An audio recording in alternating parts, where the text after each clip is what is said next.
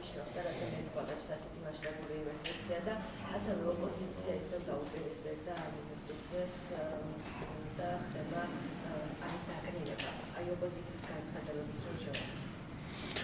არც ალბათ ოპოზიცია ამჯერზე ახლა ამერიკანიზაციას გამოაცხადებს რაიმე პრობლემად. სინამდვილეში კი საქმე ძალიან მარტივად არის. საქართველო და იცით რომ ბოლო პერიოდში გამოქვეყნებული სხვადასხვა მონაცემით საქართველო არის ლიდერი ეკონომიკური განვითარების ტემპებით მსოფლიოში, არა მხოლოდ რეგიონში. რაც ერთის მხრივ, მეორეს მხრივ საქართველო არის მშვიდობის და სტაბილურობის კუნძული იმ რეგიონში, სადაც გარშემო ახალი კონფლიქტები იწყება და მწვავდება. და მესამე, საქართველო მისი მოწყობა, მმართველობა არის ერთ-ერთი წარმატებული და ყველა ობიექტური საერთაშორისო კვლევა აჩვენებს, რომ იქნება ეს კორუფციის დაბალი დონე, იქნება ეს კარგი მმართველობის რეიტინგები, საქართველო არის ლიდერი. სწორედ აი ამ პირობების გამო საქართველოში არის შექმნილი კარგი საინვესტიციო გარემო და ეკონომიკურად მიმზიდველი არის საქართველო ყველასთვის.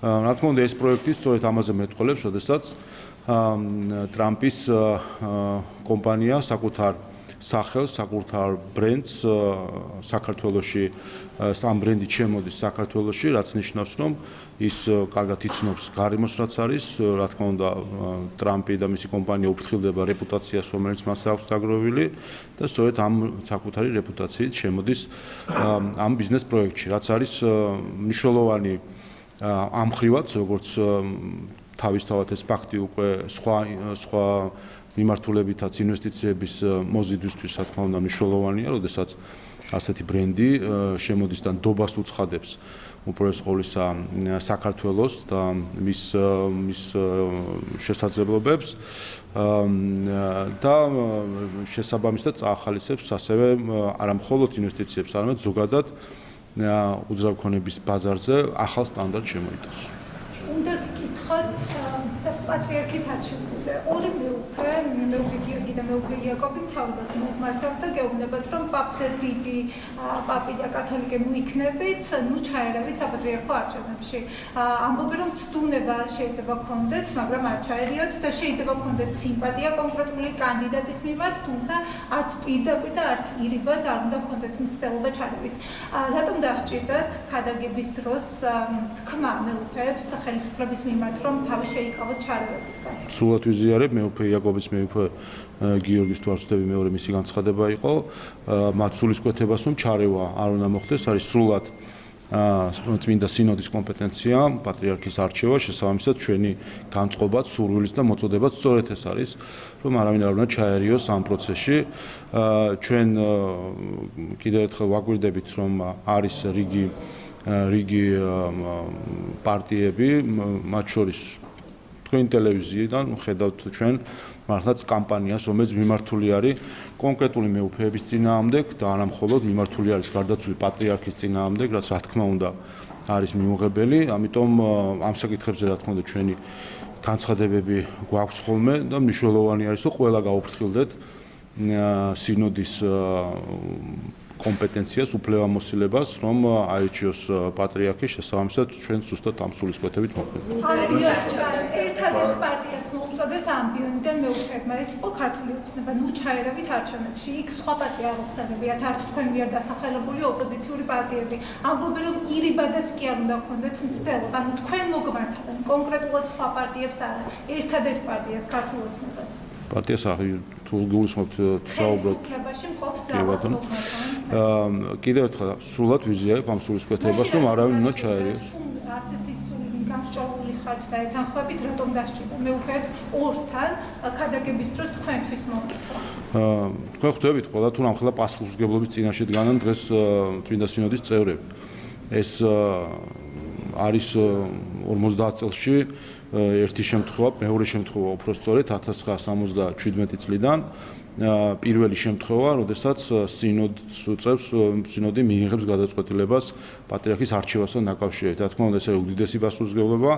მე სრულად მესმის, რომ ყველა სიფრთხილის ზომა, ყველა მსგავსი მოწოდება, რომ მეუფეებს ჰქონდეთ სრული შესაძლებლობა, რომ საკითხად იცით 50 წელიწადში ერთხელ რომ ხდება ასეთი საკითხი, ასეთი საფასური გადაწყვეტილება არის მისაღები, რა თქმა უნდა, მნიშვნელოვანი არის რომ მეუფეებმა საჯაროთაც ზოგადადაც ისაუბრენ იმაზე,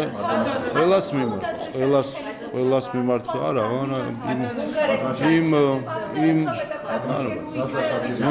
მე მგონი სხვა სიგულისხმებოდა კონკრეტულად დაასახელა კიდევაც, სხვაც დაასახელა, სრულად ვიზიარებ, კიდევ ერთხელ სრულად ვიზიარებ მეუფეების არ უნდა ჩაერიოს არავინ.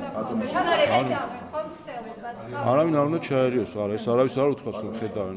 არის რომ არავინ არ უნდა ჩაერიოს და ეს მნიშვნელოვანია.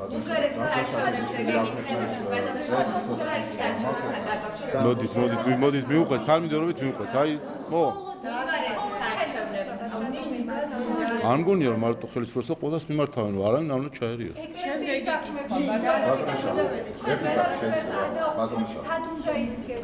რა თქმა უნდა, სრულად ვიზიარებ, რომ წმინდა სინოდის გადასაწყვეტი არის პატრიარქის არჩევა და რა თქმა უნდა, სრულად ვიზიარებ იმ პოზიციებს, რომელიც ქართულ ეკლესიას გააჩნია. არჩევნებთან დაკავშირებით ლიდერობს ყოფილი პრეზიდენტის პარტია, როგორც ვიცით, ეს ადამიანი არის ევროსკეპტიკოსი, ასევე მხარს უჭერს უკრაინის სამხედრო მხარდაჭერას ეწინააღმდეგება. ჩვენ ვნახეთ ბულგარეთს რა მოუტანა მრავალპარტიულობამ და როგორც თავად ამბობენ მოსახლეობა, ეს იყო ევრობიუროკრატების მხრიდან თავს მოხვეული. თქვენ შეგიძლიათ რა თქვათ, როგორ ახსენებთ, რაც ხდება ხოლმე?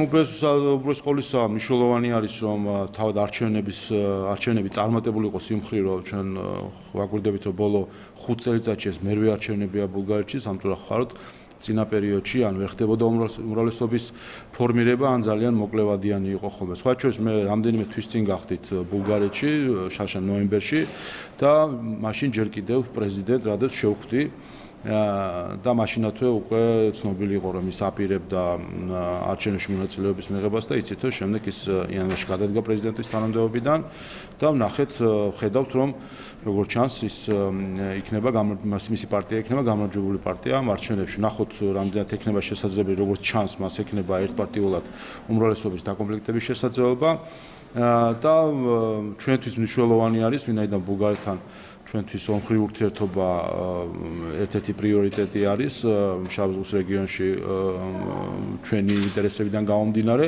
მნიშვნელოვანი არის რომ ჩამოყალიბდეს სტაბილური უმრავლესობის მქონე მთავრობა და იმედია რომ ასეც მოხდება. რაც შეეხება მის პოზიციებს, ეს ხო ნაცადი ხერხი არის, ხა ეს კინო ნანახი გვაქვს, ვინც ერთ რამეში მაინც არ ეთანხმება ბრიუსელს, ყველა ირაცხება პრორუსად. ასე შერაცხეს ტრამპიც პრორუსი არის, სხვა შორის დიდად არ განსხვავდება მისი და ტრამპის პოზიციები, რამდენადაც მე ვხვდები. ასე შერაცხეს ტრამპი პრორუსად, ასე შერაცხეს ქართული ოცნება პრორუსად. ყველა ვისაც საკუთარი თავი აბია მხრებზე და კრიტიკულ რაიმეს იტყვის ხოლმე ბრიუსელზე, ან არ ეთანხმება რაიმე საკითხში, კრიტიკის გარეშეც უბრალოდ არ ეთანხმება რაღაცაში, ყველა შეერაცხება პრორუსად. ეს არის ჩვეულებრივი პროპაგანდისტული ხალხი სპეცსამსახურების მიერ შემუშავებული, როდესაც უნდა მოხდეს, ასე ვთქვათ, ცალკე როცა ვცდილობენ პოლიტიკური ოპონენტების წინააღმდეგ იმუშავა.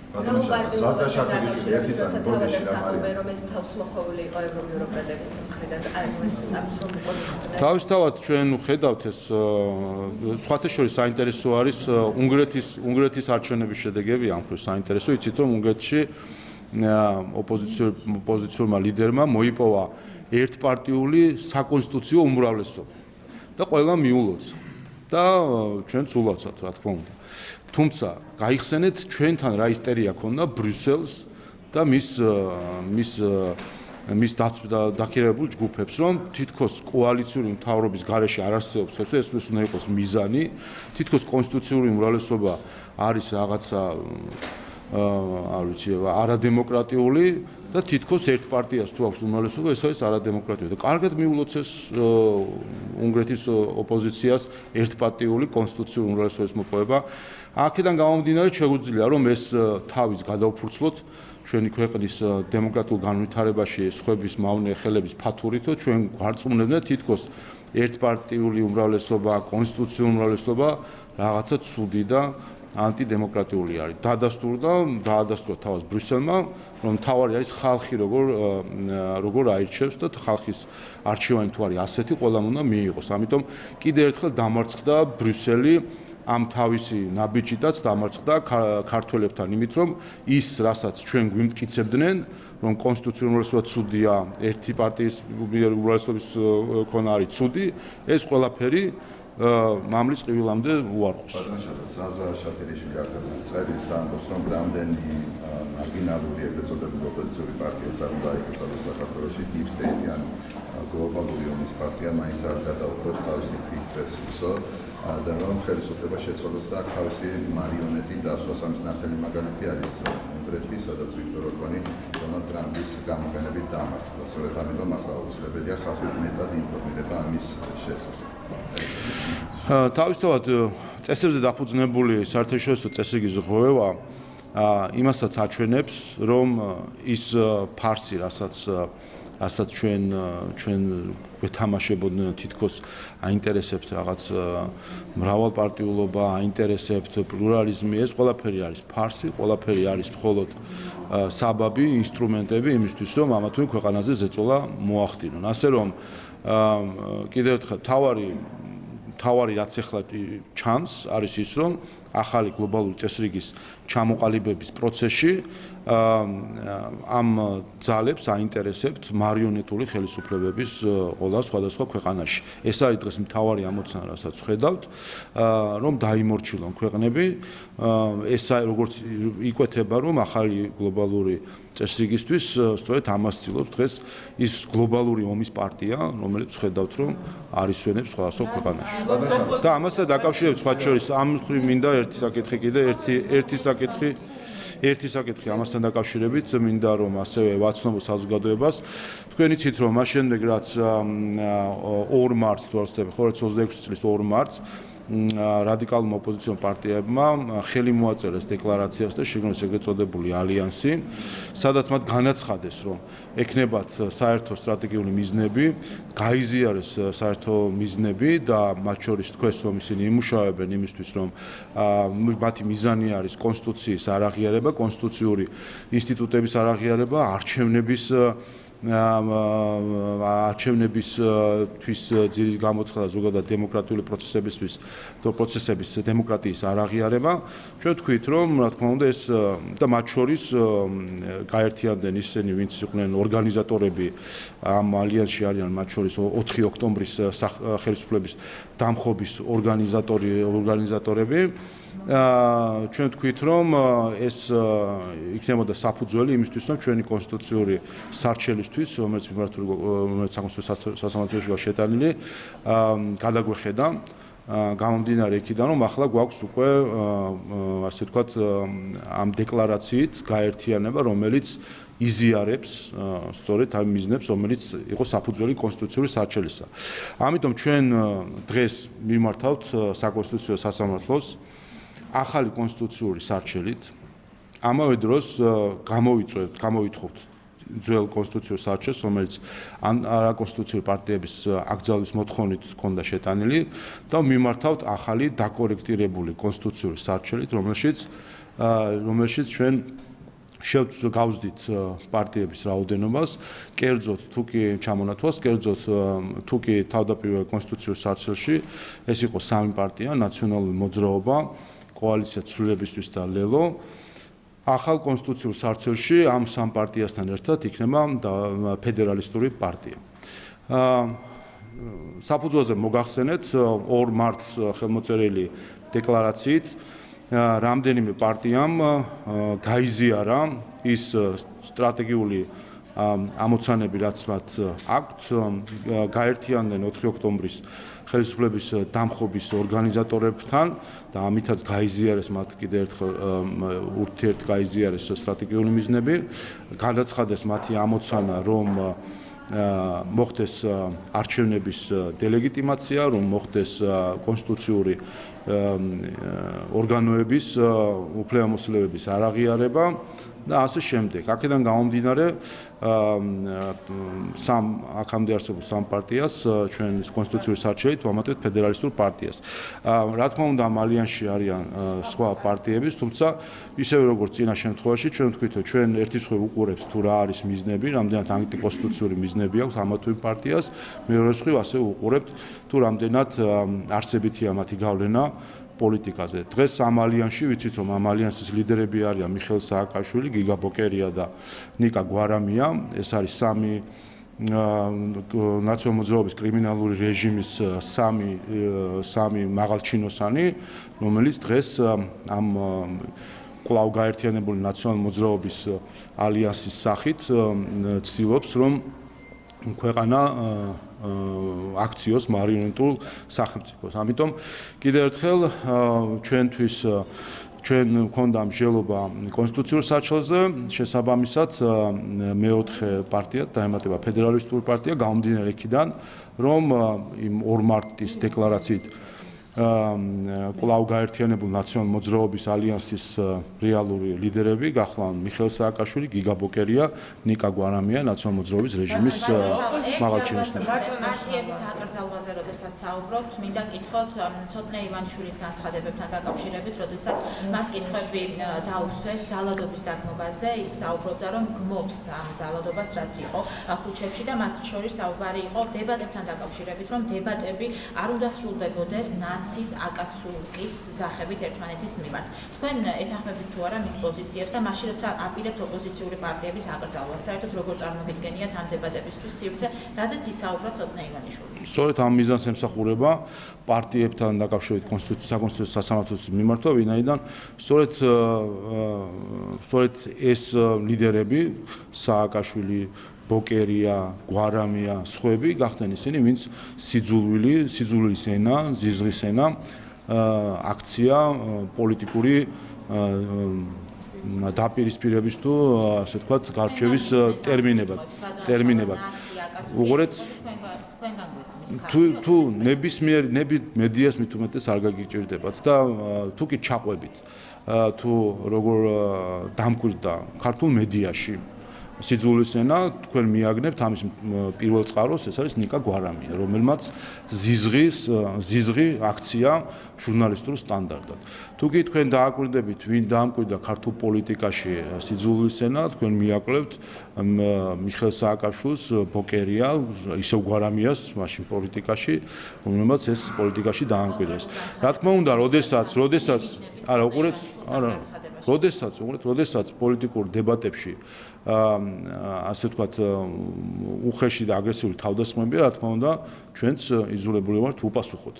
და ეს მიემართება არა მხოლოდ შიდა პოლიტიკურ აქტორებს, ეს მიემართება გარე აქტორებს. ჩვენ არაერთხელ გვითხოვთ უცხოელებისთვისაც, მათ შორის, რომლებიც ხანდახან წაიწუწუნებენ ხოლმე, რომ რატომ არის კრიტიკა ელჩის მიმართ თუ ზოგიერთ უცხოელ პოლიტიკოსის მიმართ. ჩვენი პასუხი არის მარტივი, რომ როდესაც ხდება ჩვენზე თავდასხმა, მათ შორის როცა ხდება ვერბალური თავდასხმა, რა თქმა უნდა, ჩვენ იძულებული ვართ უპასუხოთ ამ ყველაფერს. ამ განცხადებებს, რომელიც ცოტნე ივანიშვილმა გააკეთა, რომ ნებისმიერი დებატი არ უნდა თავდებოდეს.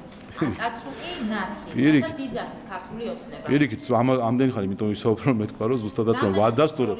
უყურეთ არის ეს ტერმინები. ამდენი ხანი სწორედ ამის ახსნას ვცდილობდი მაგალითებით, რომ პირიქით ზუსტადაც რომ ვიზიარებ და მნიშვნელოვანი არის, რომ წყარო ის ვინც დაამკვიდრა, ვინც ამის ნორმალიზებას ახდენს და დღესაც ამის ნორმალიზებას ახდენს, მათი ადგილი პოლიტიკურ დისკუსიაში არ უნდა იყოს.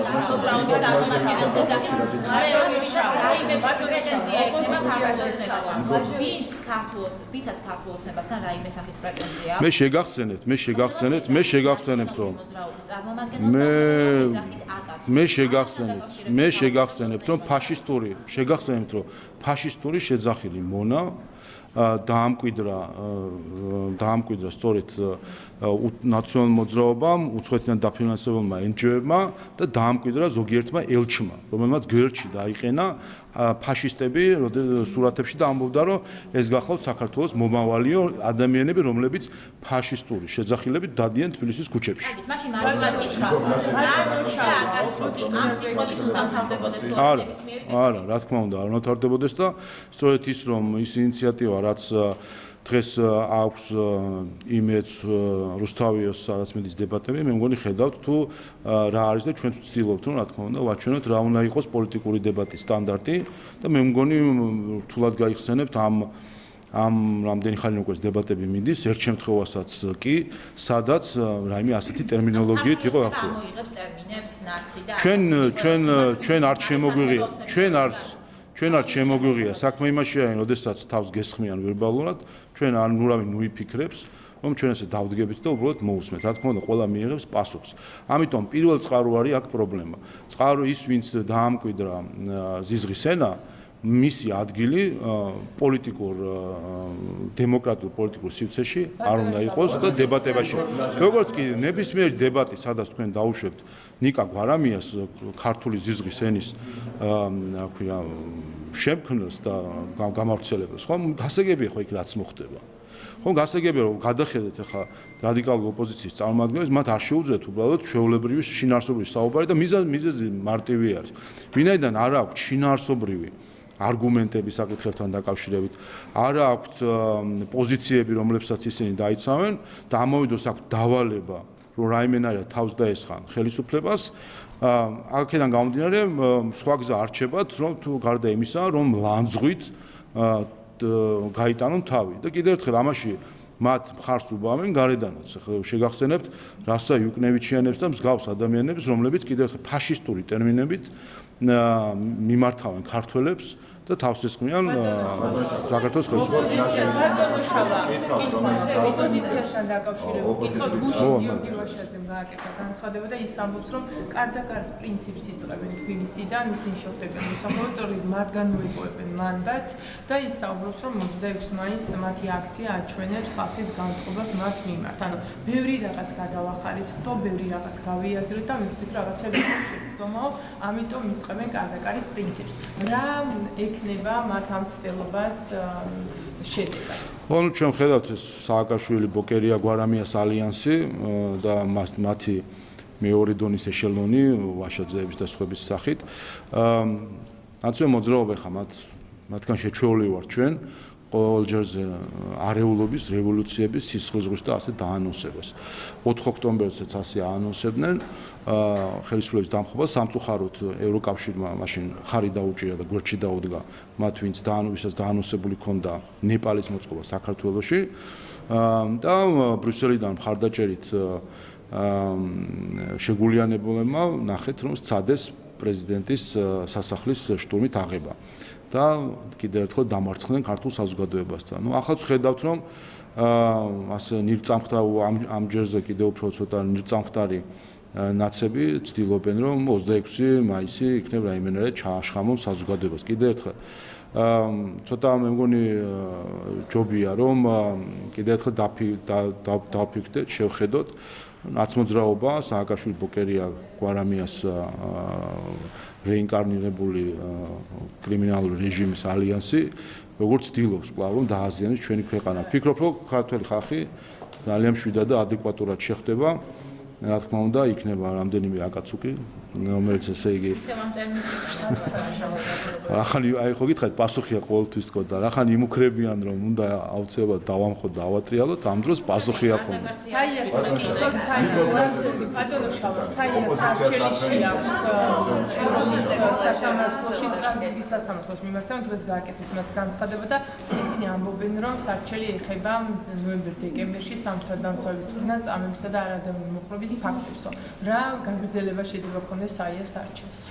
მიმართონ ეს მათი უფლება არის, ჩვენ რამდენიმე ასეთი გულში ჯიღისცემით სარჩელის მიმართვა ვნახეთ, ყველგან დამარცხდნენ საქართველოს სახელმწიფოსთან ისინი, ვინც უცხოელების ზურგით ცდილობდნენ სააკაშვილის საქმეზე, მელიას საქმეზე, გვარამიას საქმეზე, რუსთავიორის საქმეზე, სხვა მილიონ საქმეზე იმის თქმას თითქოს საქართველოს სახელმწიფო იქცეოდა რაიმე სახით კონვენციის მიღმა და ყველგან დამარცხენ. უბრალოდ იმდენი ქართველობაც არ ყოფნით მე ამ ხალხს ბოდიში მოიხადონ იმისთვის რომ საქართველოს ცილს წამებდნენ.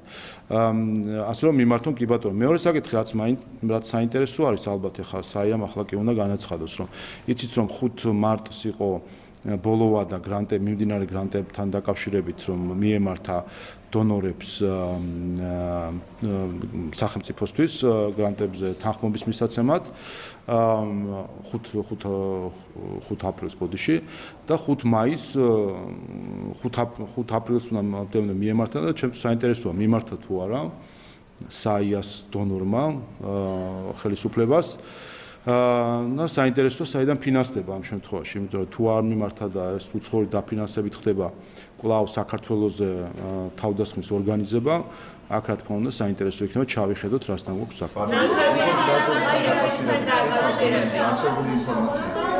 აკრენიგებს ოპოზიციის წარმომადგენლებს და პროცესში ჩართულია გავრცელებული ინფორმაციით სხვადასხვა ორგანიზაციები, მათ შორის არის ფარი და მისი ლიდერი, ასევე არსებობს ინფორმაცია, რომ მომავლის აკადემიაში ტარდებოდა მსგავსი ტრენინგები, ზოგადად რომ გითხრათ ჩვენ მოგხსნით ამ თქვენ განცხადებასთან დაკავშირებით, რა ემსახურება ეს სემინარები თქვენ პოზიცია როგორ?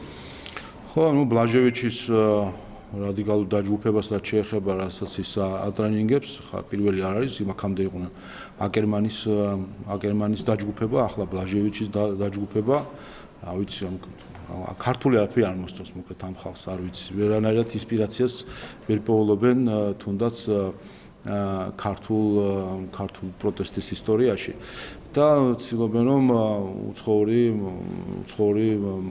უცხოელების მარიონეტები იყვნენ. კიდევ ერთხელ, ჩემთვის საკმაოდ ნათელია, რომ ეს არის ჩვეულებრივი სპეცსამსახურების პროექტი და იცით თქვენ, რომ სახელმწიფო უსაფრთხოების სამსახური აკვირდება ამ პროცესს, ასე რომ ყველაფერზე დარწმუნებული ვარ, რომ ინფორმირებულია სახელმწიფო უსაფრთხოების სამსახური და შესაბამის ზომებსაც იღებს. ეს არის ჩვეულებრივი ოპერაცია საქართველოს სპეცსამსახურების მიერ დაგეგმილი ოპერაცია საქართველოს წინააღმდეგ, როგორც ის იყო აკერმანის შემთხვევაში, ახლა ბლაჟევიჩი და სხვები და ამისი ეჭვი რა თქმა უნდა ძალიან რეალური არის.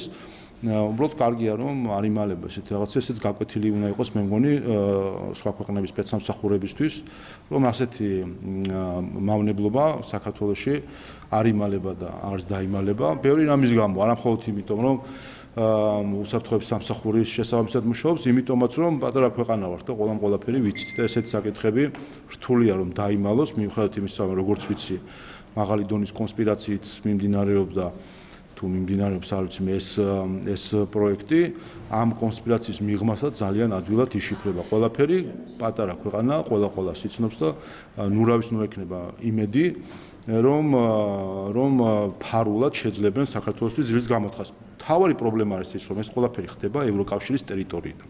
ევროკავშირის ტერიტორია დღეს იქცა სხვა ქვეყნების სუვერენიტეტზე თავდასხმის წყაროდ და ადგილად და ამ შემთხვევაში კანდიდატ ქვეყნის დემოკრატიას და სუვერენიტეტს თავს ესხმიან ევროკავშირის ტერიტორიიდან. აი რაღაცზე უნდა ვისაუბროთ ჩვენ და გასაგებია რომ ის ნდობა რომელიც ჩამოშალა თავად ბრიუსელმა ქართული ხალხის თვალში საკუთარი თავის მიმართ ამ ნდობას წლები დაჭირდება რომ აღადგინონ ეს დროება მით უმეტეს როდესაც ხედავთ და ამ ბლაჟევიჩს კიდევ ერთხელ ვიტყვი ღია წყაროებიდანაც რაც ჩანს პრაღის ცენტრი რაც არის ფინანსდება ევროკომისიის ფულით ასე შეგვიძლია პირდაპირ თქვა რომ ევროკომისიისგან დაფინანსებული ადამიანის მეშვეობით ხდება თავდასხმა საქართველოს სუვერენიტეტსა და დემოკრატიაზე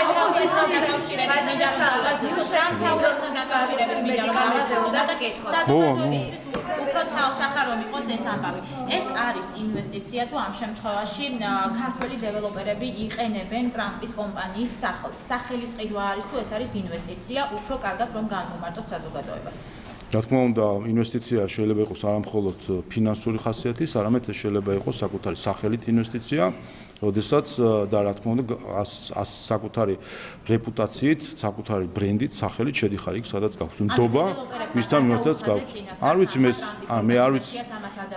მე არ ვიცი აქ რა შეთანხმება არის, მთავარი მნიშვნელოვანი მომენტი აქ არის, ვფიქრობ, რომ ეს არის ტრამპის ორგანიზაცია, რომელიც საკუთარი რეპუტაციით და ბრენდით შემოდის. არ ვიცი ხა წადით კომერცი რა შეეხება კომერციულ შინაარს რაც შეეხება ამაზე არანაირი ინფორმაცია არ მაქვს. ხა რა ვიცი კითხეთ, უყურეთ უყურეთ შერატონი, რედისონი, ასე შემდეგ სხვადასხვა კომპანიები შემოდის, ხა არ ვიცით იქ როგორი მოლაპარაკებით შემოდიან ხოლმე, რა არის მათი ბრენდის ნაწილი, რა არის მათი ინვესტიცია. არაფერი მნიშვნელოვანი არის, რომ ტრამპი საკუთარი ბრენდით შემოდის საქართველოში, რაც აჩვენებს, რომ ეს არის უცხადებს ამით ნდობას. ეს არის გეწყინათ რა მე ამერიკანიზაცია არ გვაქვს თუ რა ხდება ძალიან გწყინთ რაღაც უყურეთ ხო მარტივი საკითხია ხო უყურეთ როდესაც შედიხარ შენი ბრენდით სხვა ქვეყანაში ნიშნავს რომ ამით უცხადებ ნდობას ბიზნეს გარემოს ბიზნეს პარტნიორებს და სახელმწიფოს რომელსაც ანდობ შენს პროექტს არ თქვენ კომერციული შეთანხმების დეტალები ან თქვენ რა იცით ან მე რატო უნდა ვიცოდე ჩვენთვის მნიშვნელოვანი არის რომ განხორციელდება მნიშვნელოვანი პროექტი იცით რომ იქნება პირველი ამ მასშტაბით გამორჩეული და იქნება რაც მთავარია მნიშვნელოვანი ბრენდი შემოდის საქართველოში რაც გულისხმობს არა მხოლოდ სახელს არამედ გულისხმობს სტანდარტს და სტანდარტს რომელსაც არ ვიცი ხა მე ამ დეტალებს იყო საუბარი 47 სართულიანი შენობების აშენებასთან დაკავშირებით. მაშინ ჩვენ გვახსოვს რა იყო ბიძინა ივანიშვილის განცხადება, რომ ეს არის ტრიუკი ტრამპის მხრიდან, მიხეილ სააკაშვილის მხრიდან სკეპტიკურად უყურებდა ამ ყველაფერს. ახლა რა შეიცვალა? ახლა მისი განცხადება იყო და თქვენ ნახეთ ეს ძველი განცხადება იყო კიდევაც ამ დღეებში სოციალში. საუბრობდა რომ არ იცნობს ამ პროექტის დეტალებს და გაერკვეოდა ამ პროექტის დეტალებს. შემდეგ ნახეთ რომ თავად ტრამპი გავიდა პროექტიდან. ტრიუქი ამ ყველაფერს, რა ვიცი, გამოგონილი პროექტი რაღაცა ეხლა არა, ის საუბრობდა რომ არ იცნობს ამ პროექტის შინაარსს. უბრალოდ გამომდინარე იქიდან რომ მიხეილ სააკაშვილის როგორც ქცევაც ჰქონდა, გამორიცხული არ იყო აქ პოლიტიკური мотиваციები ყოფილიყო მიხეილ სააკაშვილის მხრიდან. და კიდევ ერთხელ თავად მაშინ თქვენ როგორ გავსი როგორი? რა თქმა უნდა, ჩვენი პოლიტიკური мотиваცია არის, რომ საქართველოში რაც შეიძლება მეტი პროექტი განხორციელდეს, რაც შეიძლება სახელის მქონე კომპანიები შემოვიდეს, იმიტომ რომ ეს პროექტი თავად ეს პროექტი არის მნიშვნელოვანი, იმიტომ რომ თავ ბრენდი Trump Tower-ი შემოდის საქართველოში. ერთი, მეორე მნიშვნელოვანი არის, რომ თავად ეს პროექტი იქნება განსაკუთრებული ხარისხის თუ სტანდარტის მატარებელი, ვინაიდან ეს თავში გულისხმობს, რომ სტანდარტები იქნება მთლიანად დადგენილი და შეთანხმებული ტრამპის კომპანიასთან და მესამე ეს არის სიგნალი სხვა ინვესტორებისთვის, რომ საქართველოში არის კარგი საინვესტიციო გარემო და მოიზიდავს ეს თავისთავად უკვე გახდება მიზიდის წერტილი. ოპოზიცია საერთაშორისო ძალადობაში შეიძლება გორა გადაიცადოს როგორ ქართული ოცნების მე მგონი თქვენ ხედავთ რომ პარალელურ რეჟიმში მიდის ყველაფერი თქვენ ნახეთ სახელმწიფო დივნის და პრემიერ-მინისტრის სატელეფონო საუბარი სადაც სწორედ გამოითქვა სურვილი რომ საქართველოს და ამერიკას შორის ურთიერთობები გადაიტვირთოს ჩვენ დიდი ხანია ვაცხადებთ რომ ამისთვის ღია ვართ სამწუხაროდ წინა ადმინისტრაციამ დაანგრია ეს ურთიერთობები საქართველოსთან, ყველაზე სანდო პარტნიორთან რეგიონში და ჩვენ ვართ ღია იმისთვის, რომ ახალი სტრატეგიული პარტნიორობა შედგეს. რაც შეეხება პოლიტიკურ დეკლარაციას, რა თქმა უნდა, როდესაც არის პოლიტიკური ნდობა, იქ არის ეკონომიკური ნდობაც ქვეყნის მიმართ, სადაც არის ეკონომიკური ნდობა, იქ არის პოლიტიკური ნდობაც. ეს მეტნაკლებად ერთმანეთთან ხელი-ხელ ჩაჭიდებული თუ ერთმანეთთან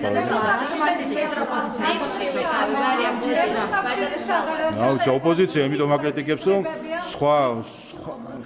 იმიტომ რომ კიდევ ერთხელ და ეს კარგი მაგალითია მე მგონი და შეგვიძლია ახლა კი ნამდვილად პარალელი დავინახოთ Eagle Hills-ის მართლაც ისტორიულ ინვესტიციასთან. აქაც ხო შევხედეთ, აი აქ რაღაც უნდა შედავებოდნენ, ხო? და ხედავთ რომ ცდილობენ ამ პროექტის თავდასხმას. რატომ? რატომ ცდილობენ თავდასხმას? იმიტომ რომ ყველაფერი, რაც ქართული ხალხისთვის კარგია და ეკონომიკურად წინ წაიყვანს, ყველაფერი მათი გადმოსახედიდან არის მათთვის საზიანო. იმიტომ რომ ვერ შეძლებენ ნაკლებად გაუჭირდებათ ხელისუფლების დაზიანება. ამიტომ ისინი ებრძვიან არა ინვესტიციის წყაროებს, მის შინაარსს ან ასე შემდეგ. ისინი ზოგადად ებრძვიან ეკონომიკურ წინსვლას და თქვენ იცით რომ გუშინ იყო თუ არ ვცდები ატლანტიკური საბჭოს მორიგი ანგარიში, რომლის მიხედვითაც საქართველო ნომერ პირველი ქვეყანაა ბოლო 12 წლის განმავლობაში კეთილდღეობის ზრდის ტემპით. და არის ლიდერი ქვეყანა ეკონომიკურ ზრდას და შეგახსენებთ რომ ქართული ოცნების პირობებში სამჯერ შემცირდა უმუშევრობა, სამჯერ შემცირდა სიღარიბე, გაორმაგდა ერთსულ მოსახლეზე მთლიანი შიდა პროდუქტი. აი ეს არის შედეგი ჩვენი მუშაობის და ამას ებრძვიან, იმიტომ რომ სხვა რაღაცნაირად რომ დააზიანოს საქართველოს ხელისუფლება. მოვალ თქვენთანაც. მოვალ აუცილებლად. სინდრომის განხორციელების მედიკამენტზე უნდა გკითხოთ, დღესაც არის ჩანიშნული აქცია, თუმცა როგორც დოკუმენტებით დადასტურდა, აქვს გვერდით ეფექტები აქვს სერიოზული, მათ შორის ლეტალური შემთხვევებიც დადასტურდა. ამერიკის სურსათის და წამის ადმინისტრაცია წერს, რომ მისი გამოყენება გრძელდება, თუმცა გამკაცრდა ზოგადად წესები და გაფრთხილებები. რომ გითხრათ ამ ფონზე რამდენად არის სკოლა, რომ სახელმწიფომ შეიძინოს ეს მედიკამენტი? ფიქრობ, რომ უპირველეს ყოვლისა სამედიცინო სფეროს წარმომადგენლების სამსჯელო არის. რა თქმა უნდა, ერთი სხვი გასაგები არის მშობლების წუხელი და სურვილი, რომ იქნას გამონახული გზები მკურნალობისა, მეორე სხვი არის, რა თქმა უნდა, სახელმწიფოს პასუხისმგებლობა, რომ მთავარი პრინციპი, რითაც იწყება ფიცი საექიმო, არის რომ არ ავნო.